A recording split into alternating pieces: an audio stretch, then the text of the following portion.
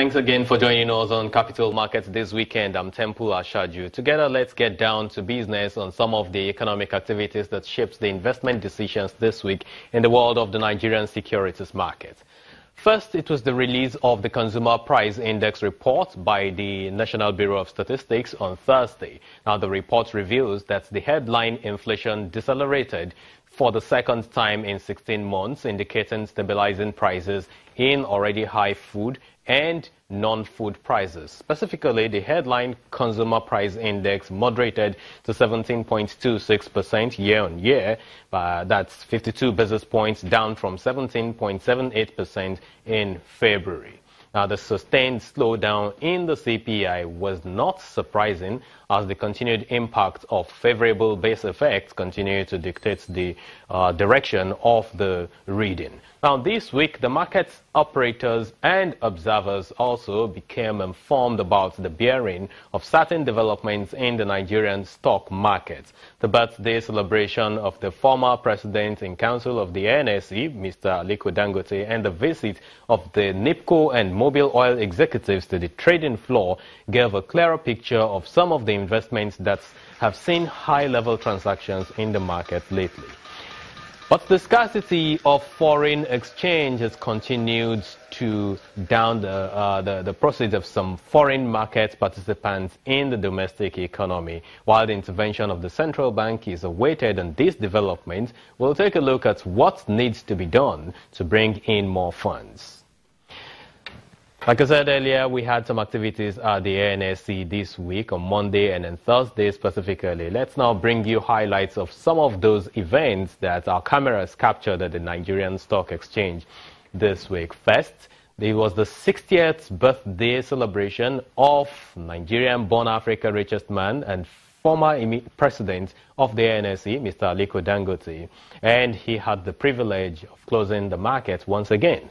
Addressing the broker-dealer community on the floor of the NSE, Mr. Dangote created a picture of what his investments in the various sectors of the economy will yield for the markets. What I want to assure you guys, what we are building today is more than 100 times bigger than where we are. That's the trajectory that we're seeing in the next 10 years. And all this will be shared with all of you, not all of you. My own dream in the next 10 years will be holding our AGM in the stadium. So which means all Nigerians will actually now will bring a new dynamic to the market, where now at least some of the big companies like ourselves, Zenith Bank, UBA, Access Bank, GT Bank, all of us now will be proud of having 2 to 3 million population. We are going to enlighten everybody. In part 2 of the program, we'll bring you what Mr. Dangote said about the demutualization of the Nigerian Stock Exchange in his capacity as the immediate past president of the NSE.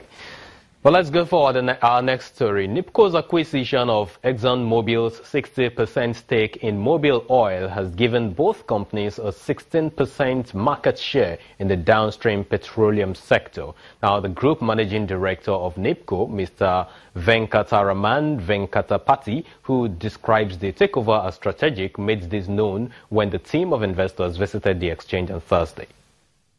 Also, I want to thank the investors to have shown confidence on the day of acquiring the shares by NIPCO. I know the prices on the share prices went up. It clearly shows, one, the confidence the investing public has got on NIPCO and the confidence in our country, in Nigeria. It has given us a lot of confidence to us as well, and I assure the investors that your confidence we will ensure that it grows in higher and higher, and we have some very good plans for Mobil. As I speak, I will let you know. First, all of you are aware of the Mobil brand, but may not be aware of NIPCO brand. NIPCO is one of the significant players in downstream oil industry with about 10% market share, and Mobil is about 6% market share. So combined in this acquisition, NIPCO Group will have about 16% market share in the downstream oil industry, making it one of the significant downstream player. Now, this is, as far as Mobil brand is concerned. That's the CEO or the group managing director of NIPCO, a company that is now taking over 60% of shares of ExxonMobil shares and Mobil Oil. More stories from the NSE now. The real estate investment trust schemes and closed-end funds listed on the main board of the NSE are to be reclassified onto a separate board. The restructuring as part of proposed changes to the framework of the securities issued in a press statement from the NSE during the week. And according to the exchange, fund managers to listed REITs are now expected to submit weekly performance metrics of the security and disclose audited financials of the instruments on quarterly basis to the exchange. Now, the changes, which would also be incorporated into the rule book of the NSE, aims to promote transparency and visibility of these instruments to the array of investors that deal on the Nigerian capital markets. Let's now do the review of some of the numbers that came in from the OTCs and the stock exchange, which is what we tracked regularly on capital markets. It was a 4-day trading week as the federal government of Nigeria declared Friday 14th and Monday 17th of April as public holiday in commemoration of Easter celebrations. This led the all-share index and market capitalization of the Nigerian stock market down by 0.92% as the index remains around 25,510.01 points. Volume of activities or transactions there is put at 1.191 billion, while total value of all that was traded came in at 6.037 billion naira, and all this took place in 11,820 deals. Talking about the top traded sectors, we have the financial services sector had 1.014 billion millions of shares transacted, and the consumer goods sector as well as conglomerate sectors had those corresponding numbers there on the screen.